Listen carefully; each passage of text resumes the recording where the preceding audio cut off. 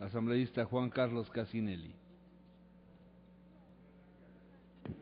Muchas gracias, señor presidente, compañeros asambleístas.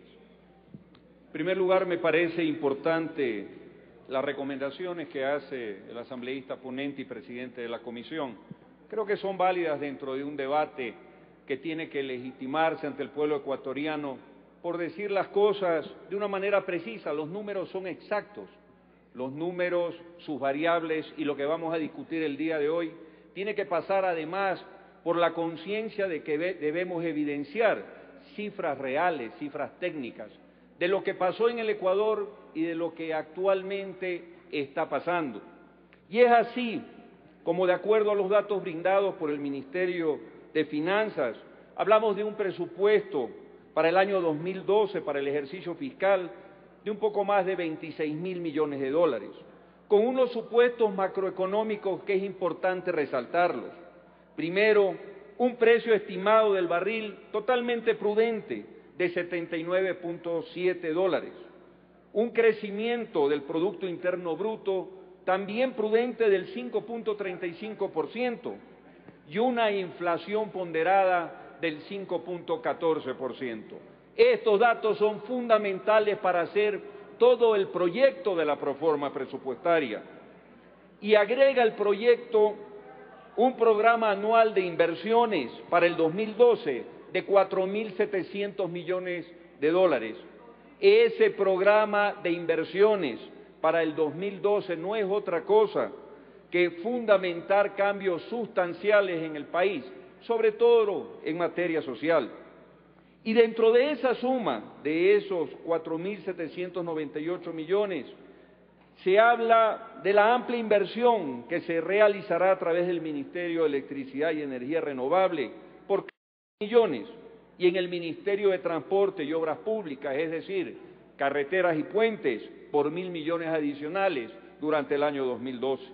Y es que el Plan Nacional del Buen Vivir, ese plan pregonado en nuestra Constitución Política, establece que hay que privilegiar el gasto y la inversión en aspectos de orden social y de mejoramiento de las condiciones de vida. Y esas son las principales prerrogativas que tiene este régimen. Esas son las principales inversiones y diferencia con el pasado en las que ha hecho énfasis el actual régimen de gobierno. Porque si hacemos una comparación con el pasado, podemos evidenciar lo que eran las proformas presupuestarias en los años anteriores, donde la política económica tenía un privilegio sobre el pago de la deuda externa, donde los recursos del Estado y el presupuesto general en más del 50% eran destinados al pago de la deuda externa y eran exiguas las cantidades que se destinaban al pago de la deuda social que se tiene con el país. El monto per cápita de la deuda en el año 2000, cada persona en el Ecuador cargaba con una deuda de 1.375 dólares. Y el servicio de la deuda externa por habitante llegó a ser de 156 dólares, mientras que el gasto social apenas fue de 50 dólares por habitante.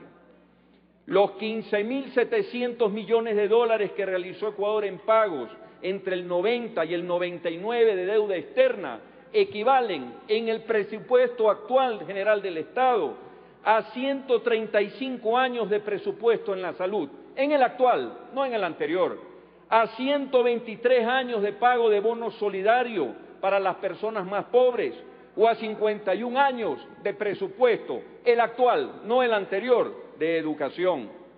Y en 1999, que fue el peor año de la crisis, el servicio de la deuda externa consumió más de las 3/4 partes de los ingresos corrientes. Este país fue entregado al actual régimen, no solamente quebrado, sino irresponsablemente manejado por los gobiernos que lo antecedieron. Ecuador experimentó el empobrecimiento más acelerado de la historia en América Latina entre el año 95 y el año 2000. El número de pobres en el país antes de este gobierno se incrementó de 3.9 a 9.1 millones de personas. Es muy importante, además, de indicar que se dio una mayor concentración de la riqueza, se generó una ola masiva de desempleos y subempleos. Esta estadística es importante cuando estamos hablando de proforma presupuestaria, porque hay que ponerla en el contexto de lo que este régimen heredó y lo que ha venido trabajando en los últimos años para reacomodar esta maltrecha economía y poder privilegiar lo que dice la Constitución de Montecristi. Por servicio de deuda externa, antes se llevaban la mayor parte del presupuesto. Hoy el coeficiente de deuda, a pesar de lo que señalan, a octubre del 2011 se encuentra en un 19%, uno de los niveles más bajos de endeudamiento en el mundo, no solamente en el Ecuador o en América Latina. Las finanzas públicas se encuentran en uno de sus mejores momentos, porque existe por primera vez una Secretaría Nacional de Planificación y existe un Plan Nacional de Desarrollo fundamentado, insisto, en esos principios constitucionales donde se debe privilegiar al hombre económico. Tenemos un déficit global en el presupuesto. Efectivamente, el presupuesto contempla un déficit de 4.200 millones de dólares, pero ese déficit está presupuestado dentro del rubro de las inversiones, lo cual significa que en el evento de que haya un desplome no calculado en el precio presupuestado por barril de petróleo, abajo de los $79 el barril, en ese momento lo que se afectaría, y sería una lástima, serían los montos de inversión que está haciendo el pueblo ecuatoriano. Montos de inversión en el cambio de la matriz eléctrica, montos de inversión en el cambio de lo que ha sido el sistema de vialidad de este país, fundamentalmente. La gestión económica del gobierno ha sido exitosa. En el 2006 el tamaño de la economía ecuatoriana era de 41.700 millones y para el próximo año será de 71.000 millones de dólares.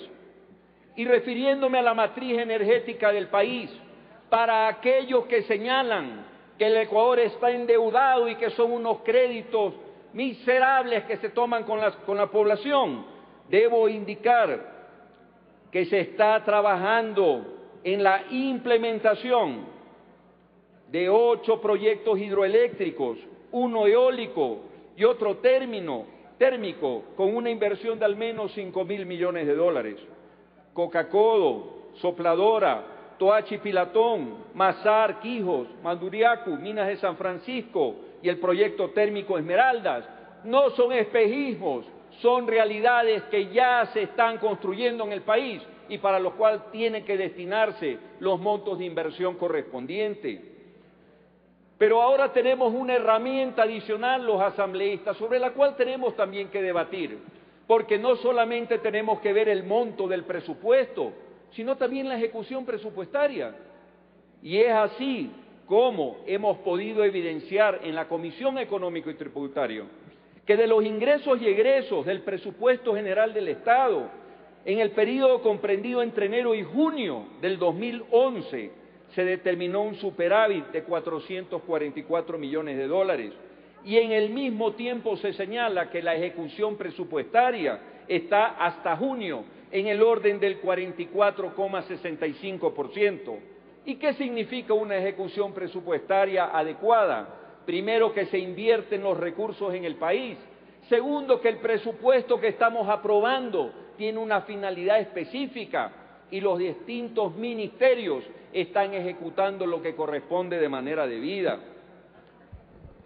En el área de salud, la ejecución presupuestaria es del 32,46%, en educación del 42,06%, en bienestar social del 46,83%, porque de pocos valdría estar aquí discutiendo sobre la proforma presupuestaria si independientemente de lo que nosotros aprobáramos, la ejecución presupuestaria fuera un tema totalmente distinto. Y por tiempo, quiero además referirme a los temas como educación. Aquí se señala en el debate que en educación no se está cumpliendo con el mínimo porcentual que anualmente tiene que destinarse. pero si es precisamente este gobierno quien lo propone, es precisamente este gobierno quien lo impulsa y es precisamente este gobierno el que lo pone en la proforma presupuestaria. Así, de un Producto Interno Bruto de más de 71.000 millones de dólares, gracias, señor presidente, el 0.5% es de 358 millones de dólares, exactamente el incremento que debe preverse para este año, pero debe preverse y debe ejecutarse. Y en salud, para concluir, señor presidente, de los mismos 71.625 millones de dólares, el 0.5 corresponde a 358 millones y en la proforma se establece 361. Y eso permite los logros en educación, eso permite los logros en salud, eso permite los logros en vialidad y eso permite definitivamente la transformación ordenada que está teniendo el país. Muchas gracias.